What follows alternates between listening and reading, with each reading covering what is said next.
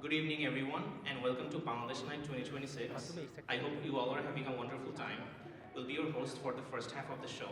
My name is Ryan, and I'm a first year PhD student in mechanical engineering. And I'm Amreen. I'm a first year PhD student in computer science. আজকের অনুষ্ঠানের প্রথম পরিবেশনা হলো একটি নৃত্য যা পরিবেশন করবেন আমাদের প্রতিভাবান সন্ধি এবং তিশা।